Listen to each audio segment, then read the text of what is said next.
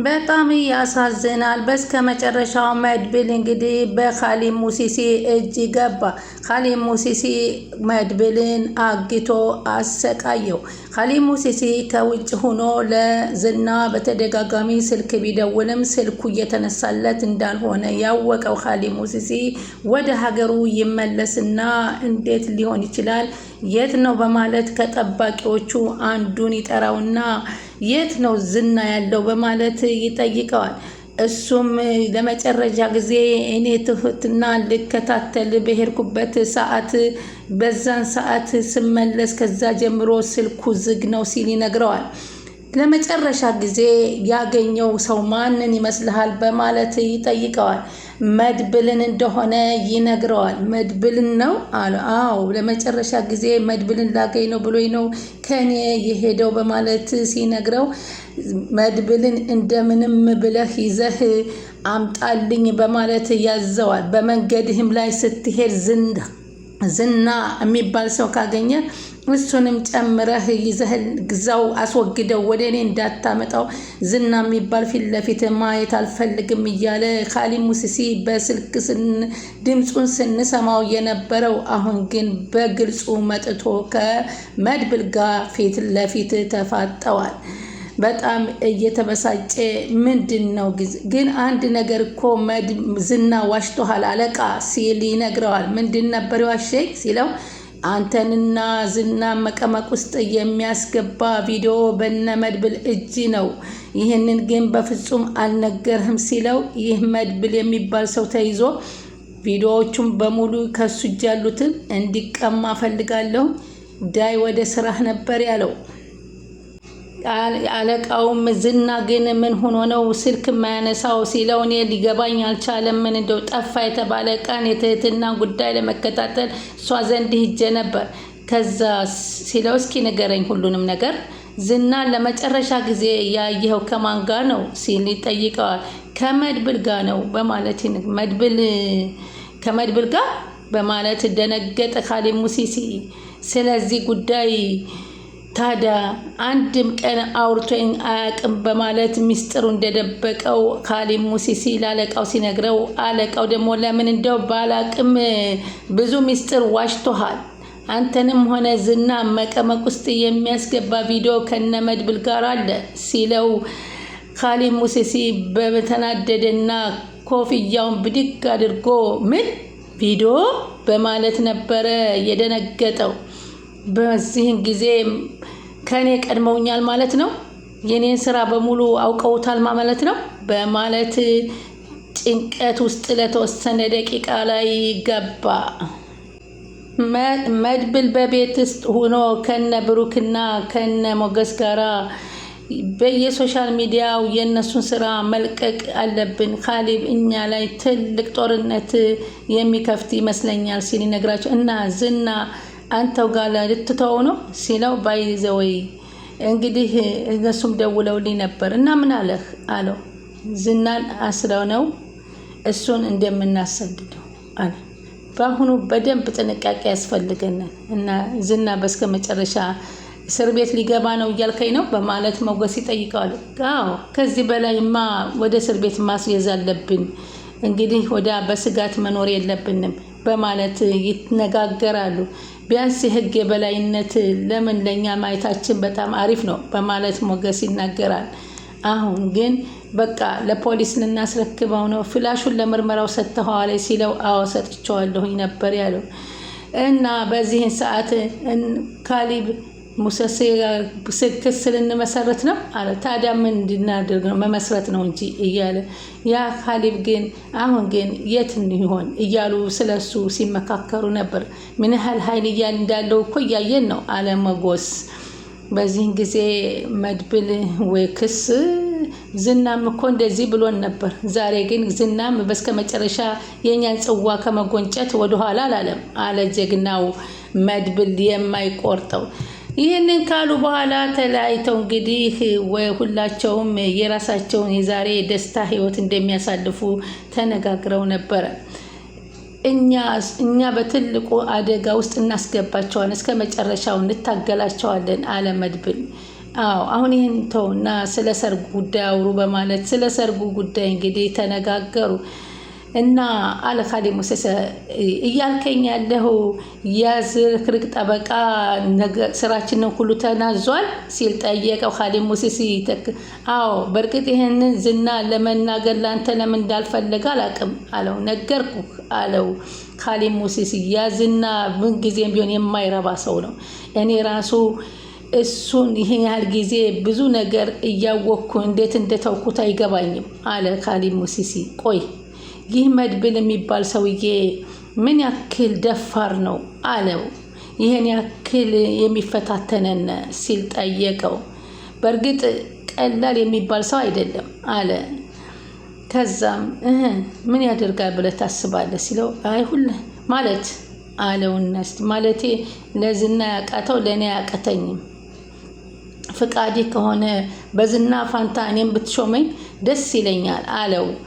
አንተም እንደሱ ነህ አለ። ሽልጥልጥ ዓለም ውስጥ ነው ያላችሁት ሁላችሁም አለው። በዚህን ጊዜ እሱም ተናደደ። ሰላም ወደ ቻናሌ ተከታታዮች ሰላማችሁ በያላችሁበት ይብዛል። ሰላማችሁ በያላችሁበት ይብዛል። ለቻናሌ አዲስ የሆናችሁ ሰብስክራይብ፣ ላይክ፣ ሼር እያደረጋችሁ አበረታቱኝ። ምሳሌ ቀጣይ ፓርት ይዘንላችሁ መጥተናል። በዚህ ፓርት እንግዲህ መድብል ለሁለተኛ ጊዜ በአሁኑ ሰዓት ግን በዝና እጅ ሳይሆን በኻሊብ ሙሲሲ እጅ ገብቶ እንግዲህ ስቃውን እያየ ይገኛል። በዚህንም ጊዜ እንግዲህ ጠበቃው ከሱ ጋር የሚሆነው ባልደረባው ከኻሊብ ሙሲሲ ጋር ሆኖ ኃላፊነቱን ለሱ ወስዶ ትህትና የምትባለውን ልጅ ይዘውለት እንዲመጣ ይነግረዋል። እነ መድብልንም ይዘህልኝና በማለት ሁለቱንም ትእዛዝ ካልከኝ አደርገዋለሁ። በእርግጥ የእሱም ሰዎች ኃይለኞች ናቸው በማለት ይነግረዋል። እሱም እንግዲህ ልፈትንህ ነው ችግር የለውም ሞክር አለው። እሺ ብሎ እንግዲህ በርከት ያለ ሰዎች ከጀርባ አዝልሃለሁ አትፍራ በማለት ነገረው። ያን ዝና የሚባል ልክስክስ ግን ፊት ለፊት ካገኘኸው እዛው ዲፋው በማለት ይነግረዋል። ግንባሩን በለው አለው። እሺ ብሎ እሱም እንግዲህ ወደ ስራው ተሰማራ። መድብልንና ትህትናን ለማምጣት እኛ ያለንበት ሀገር እርስ በርሳችን ተገደልን ስልጣን ወንበር መቀማማት የአባቶቻችን ነውና ዳይ ወደ ስራ በማለት ያዘዋል። እሱም እሺ ብሎ ወደ ስራ ሂዶ እንግዲህ መድብል ደግሞ እነሱ እንደሚከታተሉት እያወቀ በሩጫ እየሸሸ ነበር። አሁን ደግሞ ማህሌት በጣም እየተዋረደች ትገኛለች። ማህሌት አሁንም ውሸቷን ዘርግታ ለባለ ሀብቱ ሰውዬ ልጄ ሆስፒታል ታማ ተኝታብኛለች እና ማሳከሚያ አጥቻለሁ በማለት እባክህ ስጠኝ እርዳይ ልትሞትብኝ ነው በማለት ትጠይቀዋል። እሱም ደግሞ በጣም ጉር ነበር የሰራት። ከኤደን ጋራ በመነጋገር የኤደን ልጅ እንጂ የእሷ ልጅ እንዳልሆነች የምታውቀው እሷ ግን እያለቀሰች ወይኔ ጉዴ ልጄ በጣም ታመመችብኝና የሆነ ለከፍተኛ ሕክምና ገንዘብ ያስፈልጋታል 200,000 ብር ተባለ። አንተንም ድጋሚ ከማስቸግር ብዬ ያለኝን ሁሉ ገንዘብ ከባንኬ አውጥቼ ስመጣ መንገድ ላይ ባንክ ያወጣሁት ገንዘብ ተዘረፍኩኝ በማለት እያለ ስታለቅስበት ተረጋጊ ባክሽ እና ምን ተፈጠረ ነው የምትይው በማለት ሌቦች ተከታትለው ዘረፉኝ እያልኩ እኮ ነው ስትለው እውነት በጣም ያሳዝናል አላት። አሁን ከዛ በኋላ አይዞሽ ልጅሽ እንዴት ነች በማለት ልጇማ በየቀኑ እየባሰባት ነው ህመሙ። አሁን ደግሞ ግራ ቢገባኝ እንግዲህ ወደ ጸበል አክስቷ ወስዳታለች። ለምን በህክምና ሊሆን አይቻልም ሲላት ገንዘቡ ከየት ይገኝ ገንዘቡ እስከሚሟላ ብለን እኮ ነው ጸበል ወሰድና ስትል ችግር የለም የህክምናሽን ወጪ በሙሉ እኔ እሸፍንልሻለሁ። አንቺ ነሽ እኮ የልጅሽን ህክምና ማስቀደም አለብሽ። ኧረ ችግር የለም አለችና አሁን ለምን ልጅሽን አላያትም? ለምን የልጅሽን አባቷንስ አታስተዋውቀኝም? ግድ የለም ዱዱዬንም አስተዋውቀሃለሁ ከጸበል ስትመጣ ባለቤቴንም አስተዋውቀሃለሁ።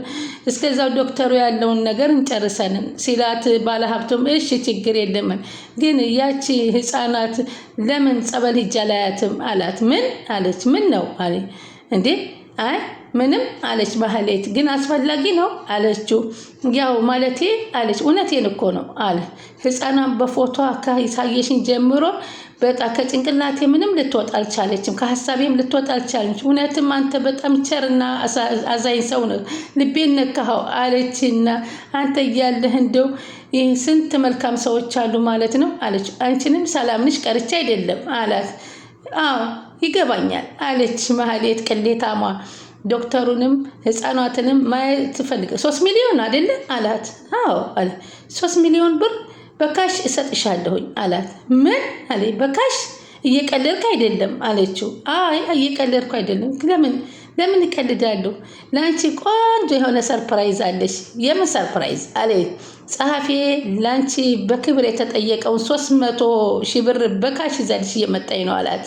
እየቀለድክ ነው አለችው። ኧረ እውነቴን ነው ሲላት እንደውም ይሄው ደረሰች፣ ስናነሳች መጣች፣ እድሜዋ ረዥም ነው ብላ ዞር ስትል የእሷው ኤደን የምትዋሽባት ከዚህም በፊት የኤደን ልጅ አግታ የኔ ናት እያለ የተመጻደቀችባት ሀይ እያለ መታ ጉብ ስትል ማህሌት ያየችውማ መናቃታት። ኤደን አለች። ቆይ ምንድን ነው? ምን እየተካሄደ ነው ያለው አለች። አላት። እንዴ ስራሽን ቀድሜ አውቄ ነበር ገባሽ አላት።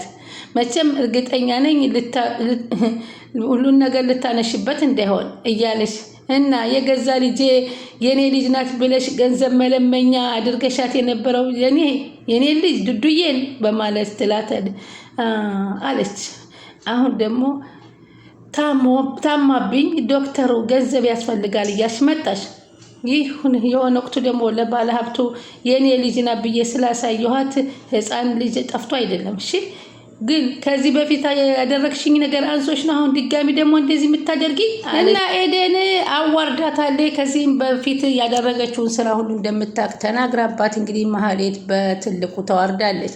ሌላ እንግዲህ ዛሬ ሉላና መጎስ እንዲሁም ብሩክና ቅድስት ፏዘና ብለው አበባ ረጭተው እንግዲህ ሰርፕራይዝ የተደራረጉ ደስታቸውን የተገላለጹ ሁላቸውም በየቤታቸው ሁነው እያጣጣሙ ባለበት ሰዓት ነበረ ያላሰቡት በሩካ ተብሎ ተከፍቶ ሲከፈት አቶ መድብል ካሊብ ሙሲሲ የሆኑ ሰዎች እያሯሯጡት እንደሆነ ዘው ብሎ ሲገባ አለቀልን በማለት ሁላቸውም ደስታውን ወደ ሀዘን እያደፈረሰው በጣም ያሳዝናል። መድብል ጀግናው እንግዲህ በምን አይነት ከካሊብ ሙሲሲ ጋር ያለውን ይወጣዋል የሚለው ከባድ ነገር እንግዲህ ወደፊት የሚገጥም ይሆናል። ግን እሱ ጀግና ነውና አሁንም ቢሆን ዝናን አንበርክኮ እንዳሰረው ካሊብ ሙሲሲንም አዙሮ ጠምዝዞ እንደሚያስረው መድብል እንመኛለን። እስኪ አሁን ለጊዜው በታገተበት ሰዓት ምን አይነት ነገር ይገጥመው ይሆን የሚለውን ቀጣይ እንግዲህ እስከምንገናኝ ሰላማችሁ በያላችሁበት ይብዛል። ቻናሉን ሰብስክራይብ፣ ላይክ፣ ሼር እያደረጉ ይጠብቁን።